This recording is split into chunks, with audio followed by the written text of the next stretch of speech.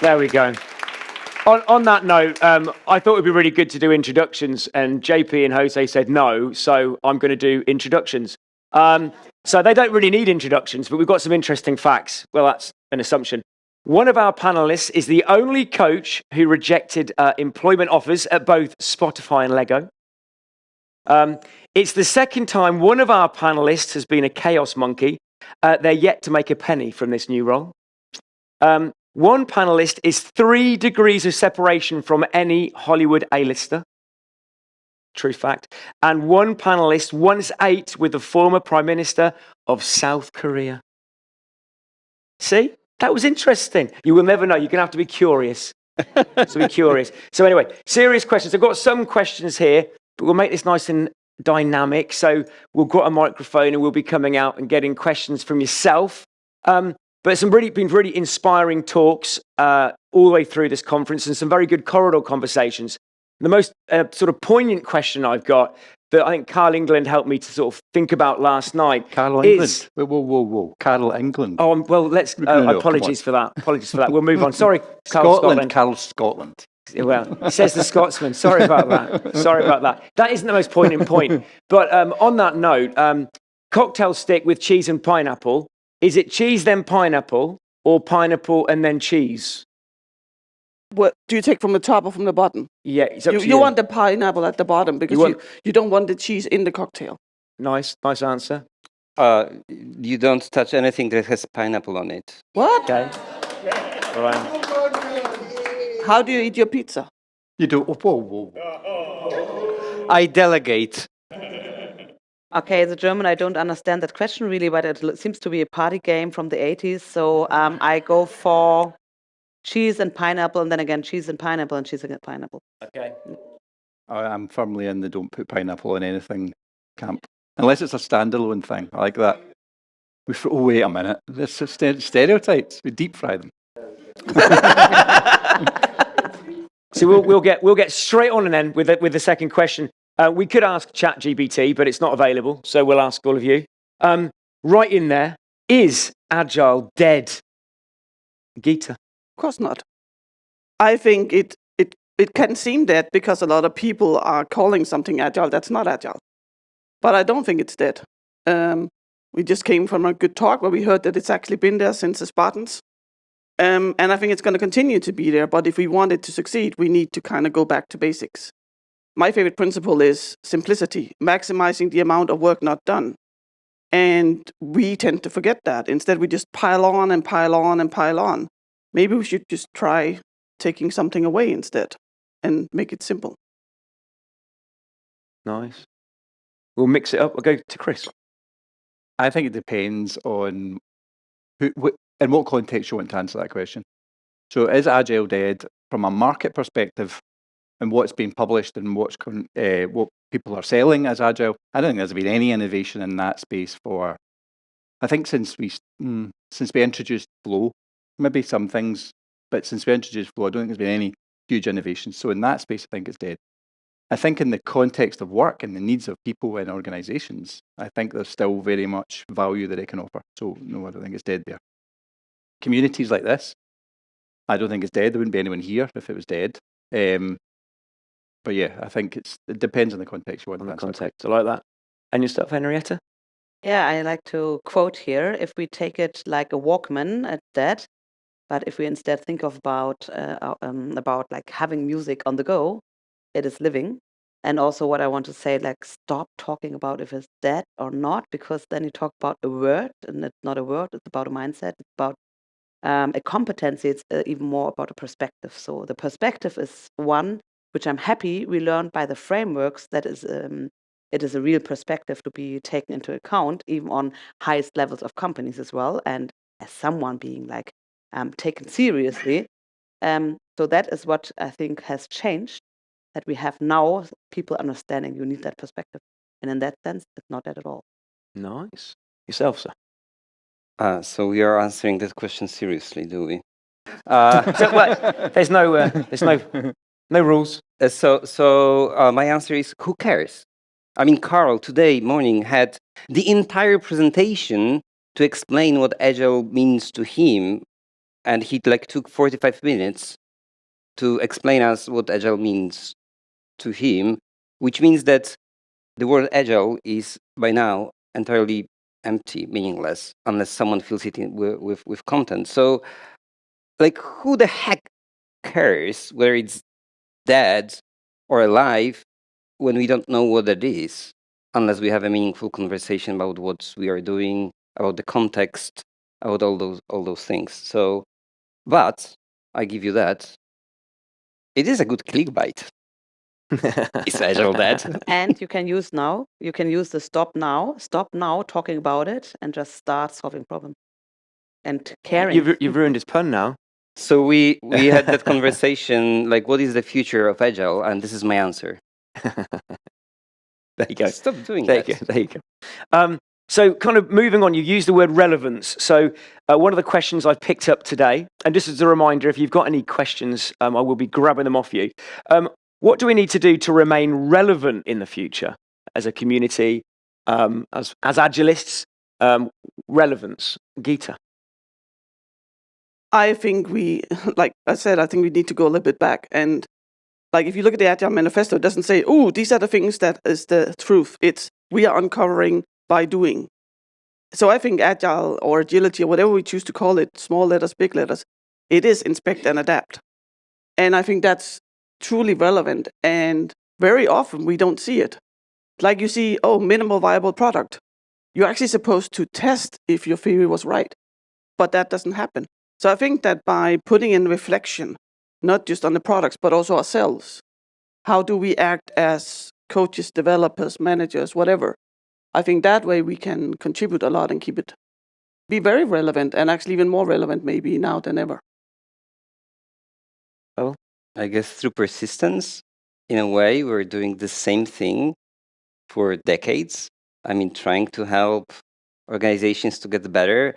And like my experience from so many talks today and yesterday is that we are talking about the same ideas. We are packaging them in kind of different models like yours, using the new names, but we are trying to convince organizations to do on a very basic level the same stuff, which was relevant 10 years ago. It was relevant 20 years ago. It is relevant today. I think there will be plenty of organizations for which it will be relevant 10 years from now. okay, awesome. Henriette? Yeah, I think it's a little bit like, if you look on the package, we still use the same word, but I think what it means is a different thing. And our quest is to keep it relevant. It is to start living it. So as Amy Wieners says, I have to live my songs. We have to live our solutions. And that means, all living is problem solving, as Popper says. So we have to keep it alive. So that means we have to not use the package, but rather think about keeping it alive inside, finding our new ways of solving problems. And like that, it will also keep it relevant. So you don't have to impose change on someone. You have to be part of the change yourself. Of course, you're part of the system as well. You don't necessarily have to lead the change, because then it would become something that you're imposing again, maybe on someone. But try to, that has to be a living organism somehow, what you do. Awesome. Chris? So I'll look at it from a slightly different perspective and or relevance within the community. I think that's an important aspect to explore. So I think to keep events like this relevant, we have to kind of, I think, sort of continue to explore what Chris Matt calls a community of needs.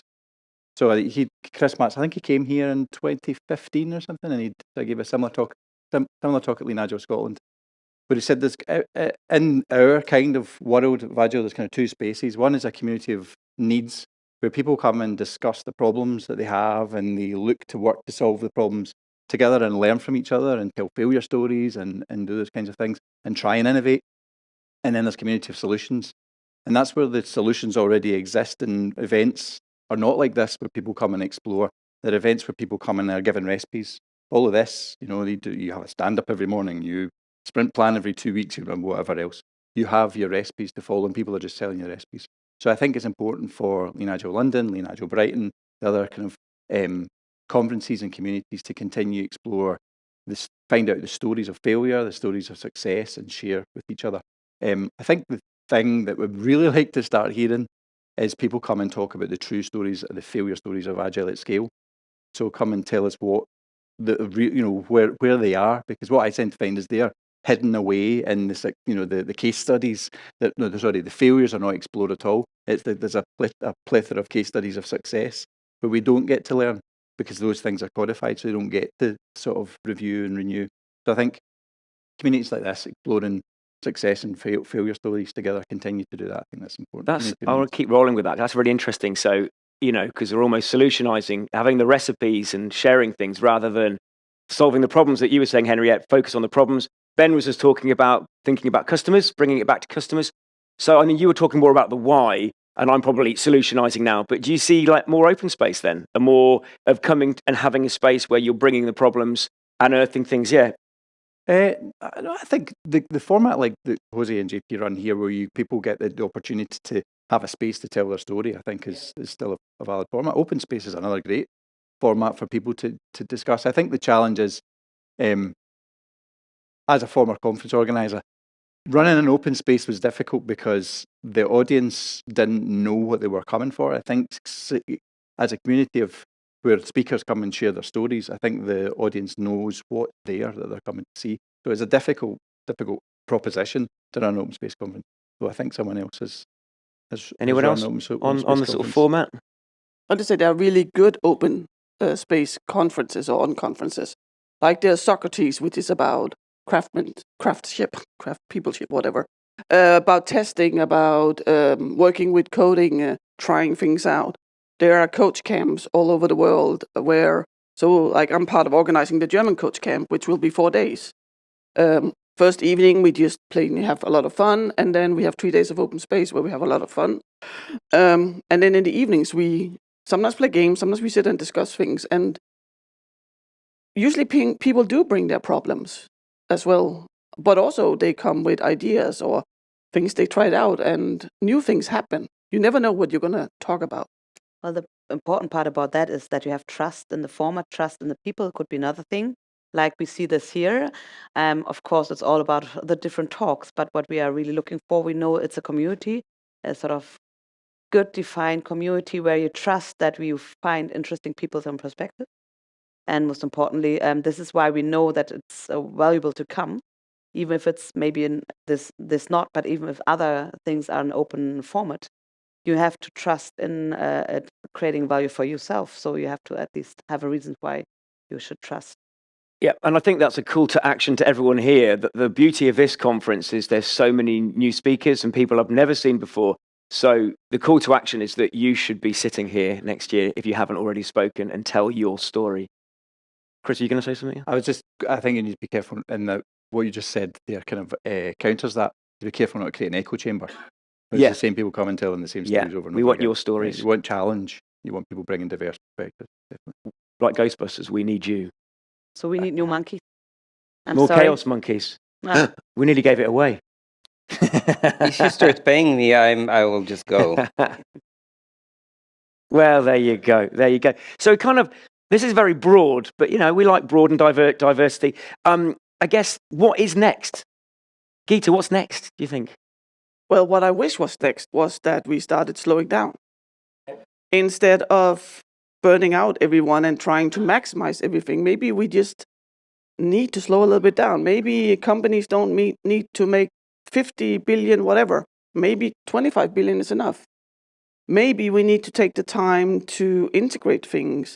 So a lot of things we talk about, like reflecting retrospectives, learning techniques, it takes time.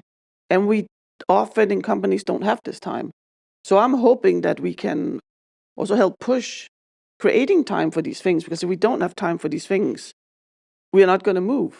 And I see a lot of young people that I worked with recently that come out and they kind of think they know everything, which I think most people who come out of university does. But there's no one helping them discover that they need to learn the rest of their lives. And there's not allocated time for it.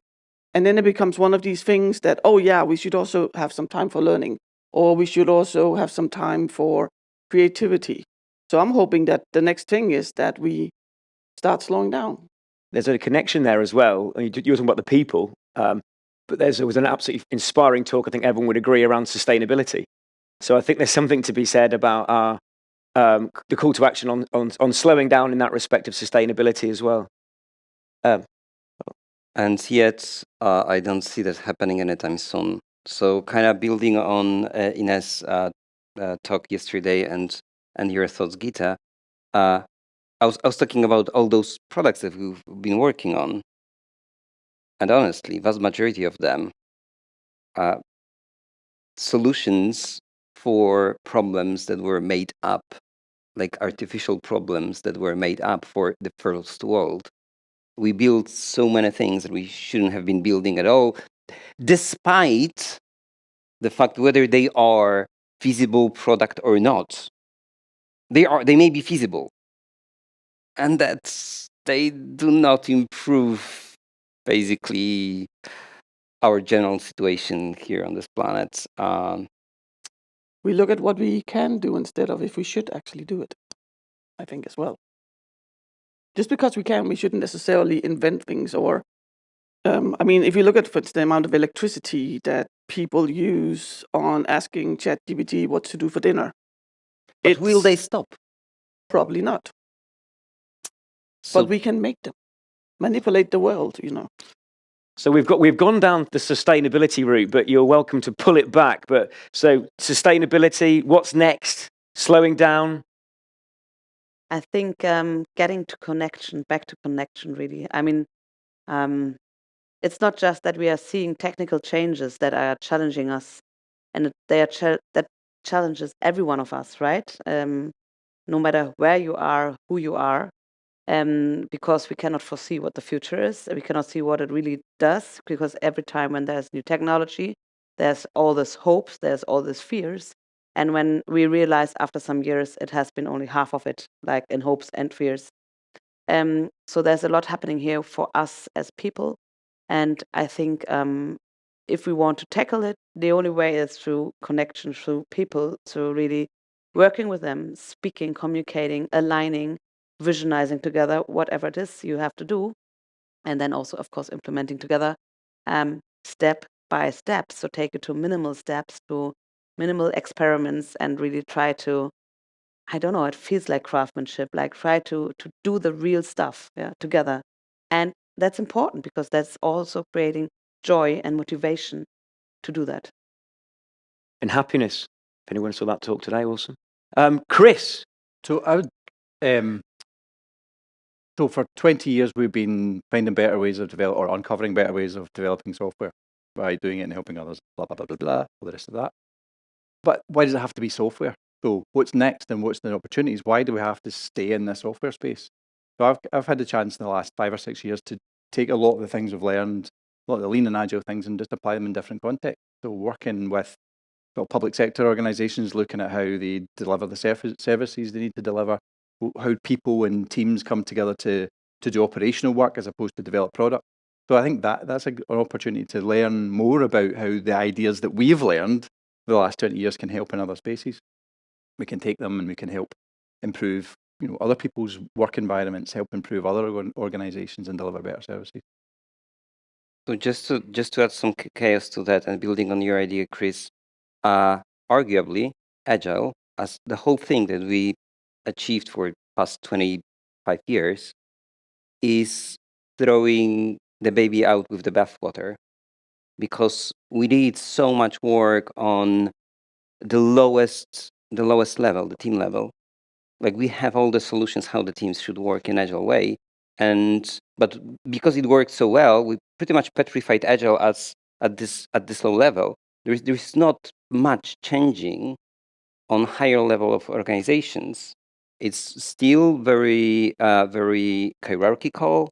It's still very top-down driven. Like, look at the principle of self-organization. We have self-organizing teams, but we don't have self-organizing divisions. They're still led and mandated by the managers. And I think that what you shared, that we can bring those experiences not only outside of the tech industry, which is one path, but the other thing is to look at the principles, not the practices, but at the principles, and figure out how to apply them throughout all layers of organizations. Why did we petrify?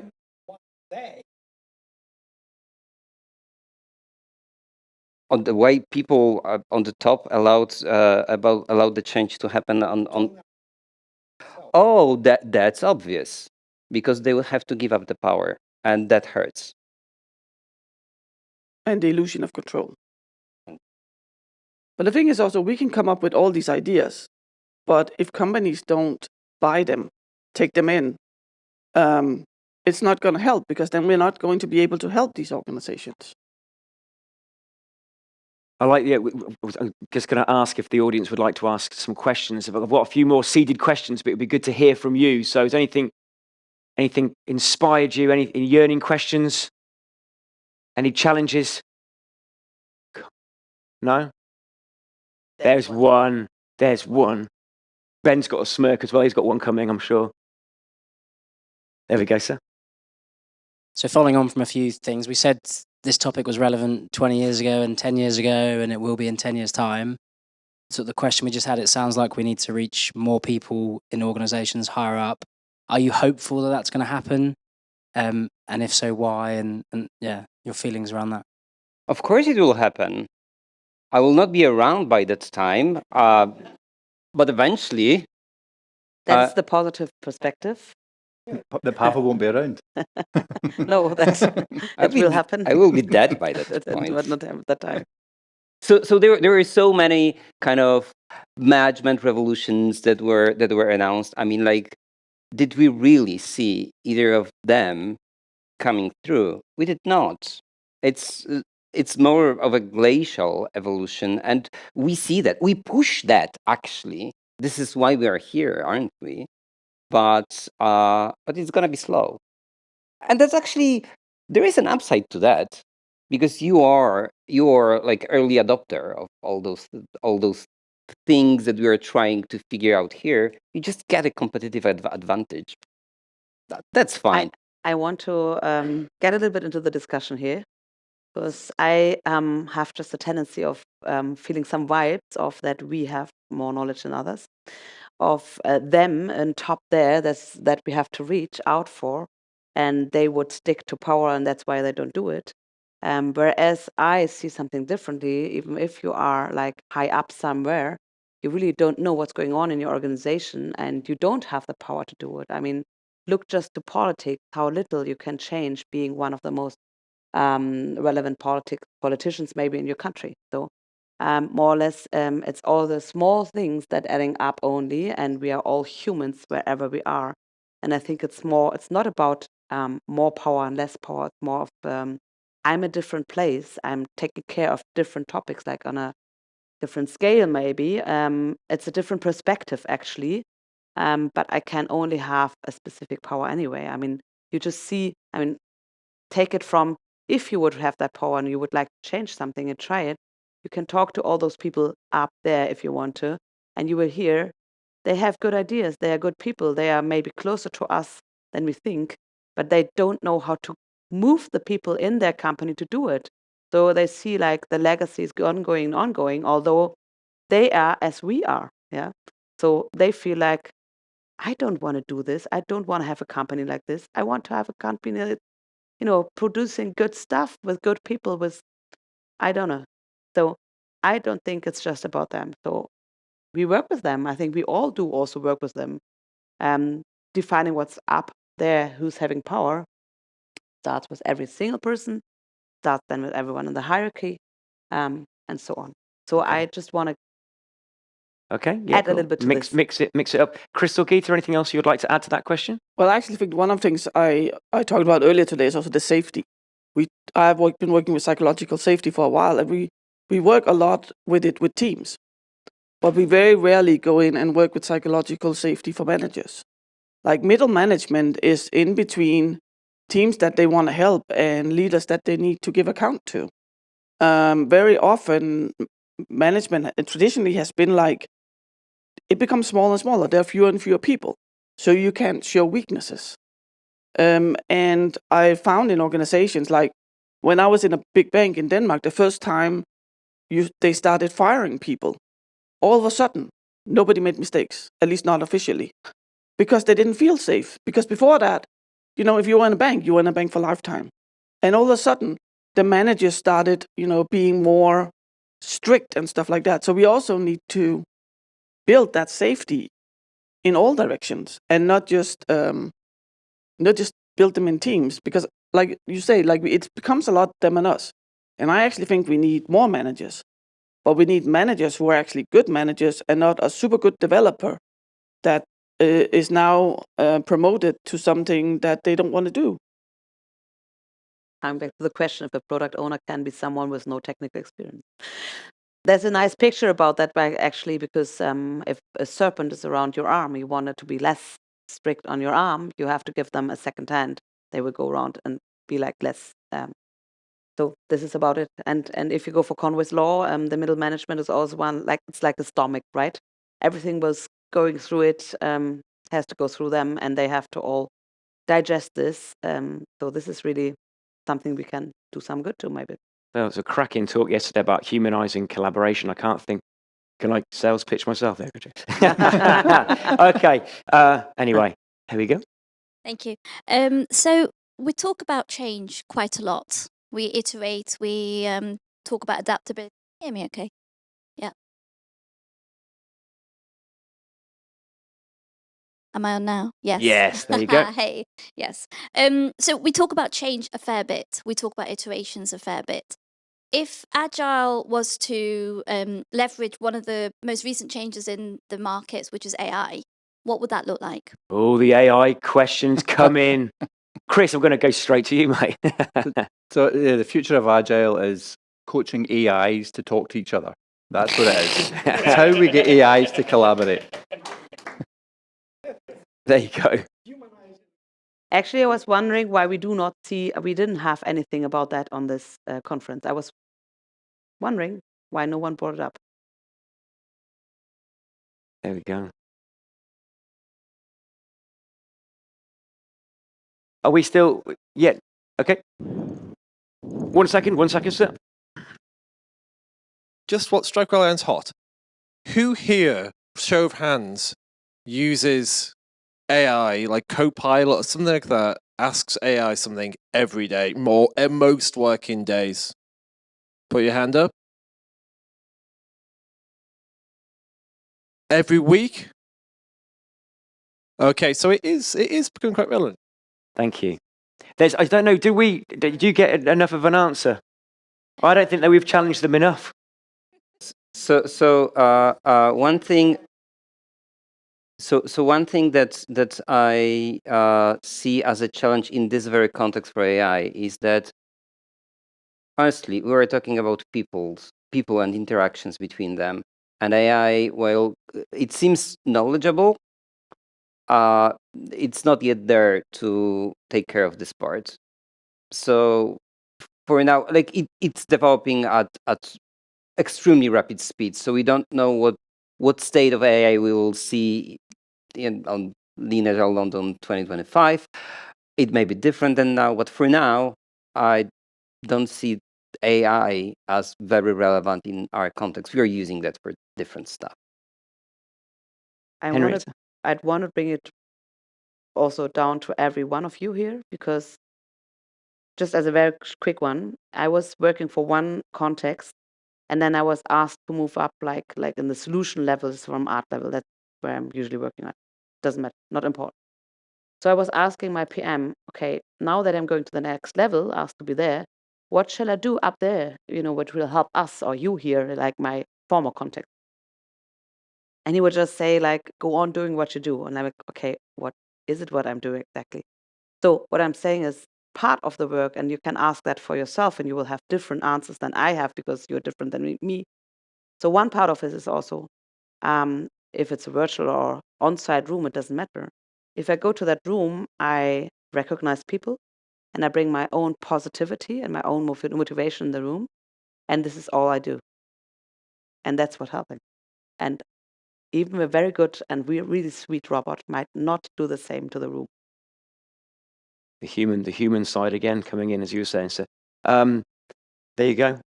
Okay. Got a question over here? Sorry, getting back to the earlier, there was a wonderful question about the future of our community and the Agile community. It's a remarkable question. My intake, and I want your also your insights about it. I think the Agile community today has just started seeing the effect of the group bias that it had before.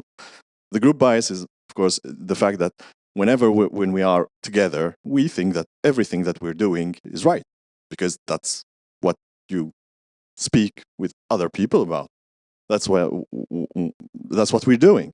So I think that we are starting, thanks to people like Pawel and these Agile is dead stuff, we're starting to get out of this bubble that we are having. So, and the second thing, I think that we are also starting to see, to do a self-therapy, seeing that we might be struck by a syndrome of savior.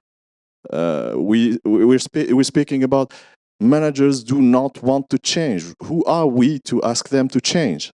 Or companies do not want their delivery to be faster. I don't think that the right way is to enforce a belief that all of us here might be a normal belief in our head and enforcing it. It's more using more tactics to drive and evolve towards agility. So happy to hear from you. Thank you. Anything from that? Any questions that sort of... There was another question. There was definitely a hand up over here. There we go. Questions? Well, just to pick up on the previous point, I mean, you're right, some managers don't want to change. Fundamentally, there's people out there that don't want to change. So either managers change when they are managers, or the future managers have already changed now and then become managers later.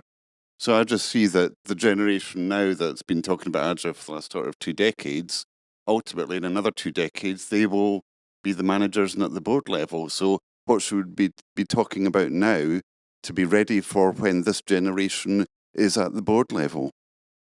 Okie dokie.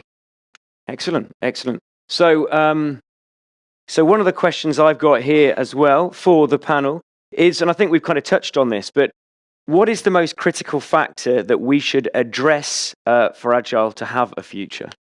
I think we've kind of loosely touched on it, but I'll come to you, Henriette.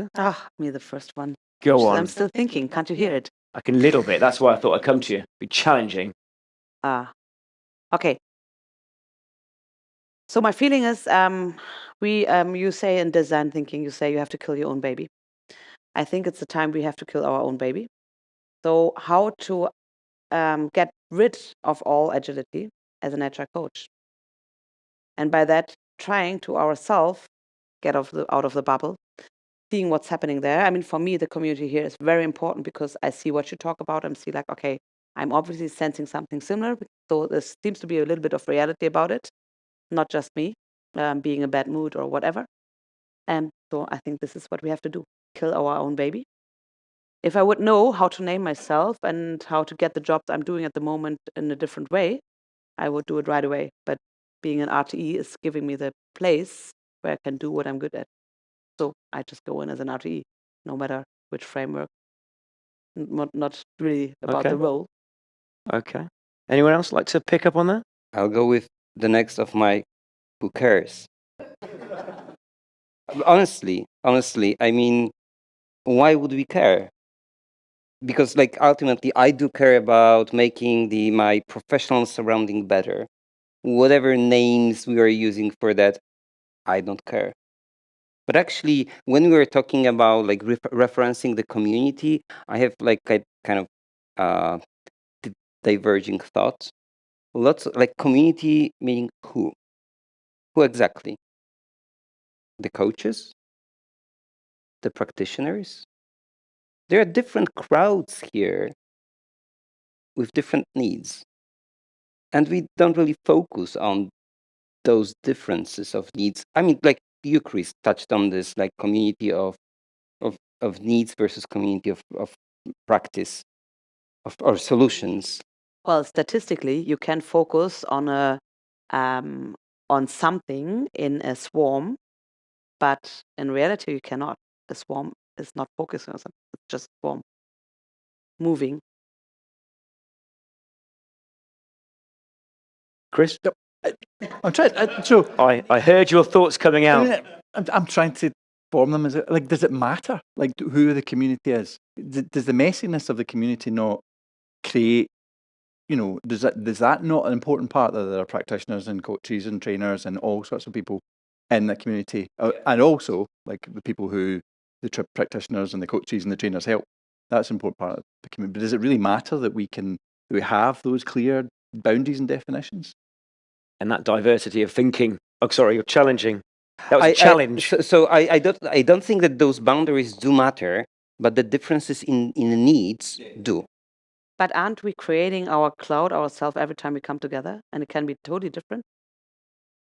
Maybe if I would have talked to more product people, I would have done my product side. If I would have been more with systemic coaches, I would have done more my systemic coach part. If I would have been talking, I did it. So someone having also 4 kids, I talk with if I would have a group of many with 4 kids, I would have suddenly be talking about, I don't know.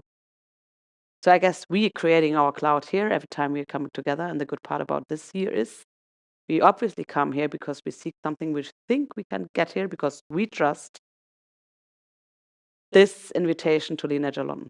And we're also not homogeneous. I mean, we have different problems in Sweden where I am, where, for instance, we have childcare than they will have in the US, where they often don't have childcare. So it becomes harder, for instance, for women to be in the workplace. So with Agile and with all things, we are not one community anyway. We are a lot of elements that have a common interest, and maybe some of us don't even have that common interest. But I think the people who would come to something like this or the open space sessions, they have an interest in learning and growing. And I think that's where we need to go from. And it will be different because we all have different needs and different cultures and different contexts, and we're humans. It's all messy. So we just need to be conscious of not groupthink. Going back to what you were saying, Javier, about us coming together and that confirmation bias of what we think is the right thing, but challenging and embracing that diversity of thought. Henriette, you were gonna. I'm coming here because I see enough diversity and enough common community. So I think that comes back again, the call to action for everyone here. If you've got a unique story, please make sure to tell it. So we've got about few minutes left, have we? More? Yes, 2 minutes. So if you could do it all again, what would you do differently? I came to you first before I let you have a little moment. All again, starting from here. From where? Well, that's a good question, isn't it? From if you could, well, no, your past. If your career. Well, if you could do it all again, what would you do differently? I think that's a super hard question. Well, that's what. Because so I did Agile before it was called Agile. In the good old days when we actually looked at tech and stuff. But what I'm working on now, I feel like I'm using lots of psychology. I'm using a lot about communication, collaboration, how humans interact, how brains work, how animals interact, all sorts of stuff. And I've sometimes thought, would I study that? Would it have been good for me? And I don't think so, because one of the things I love about being an Agile coach is that I get to work with a lot of geeks. So, I mean, being in the tech world, I feel like that's where I belong. And I feel like this is very helpful in tech as well. So I don't think I would do things differently, even though I would love to have all the knowledge earlier. I wouldn't be where I am if I didn't take the path I did. Awesome. Probably got about a minute left, but anyone else like to? Yeah. No, you? I can I can always talk, so I just wanted to give someone I've a made some chance. great mistakes. I would make all those mistakes again. Yeah, good man. Yeah, good man. I think that the answer is that it's like all it's all emergent, and this is pretty much the answer to the community question and your earlier question about relevance and this kind of things. It's all emergent, so it's no way of knowing what you would do differently because we always react to the signals that we that we get from environment. We try to make our best guesses and try Maybe to learn. I would maybe help people or encourage people to look outside our world.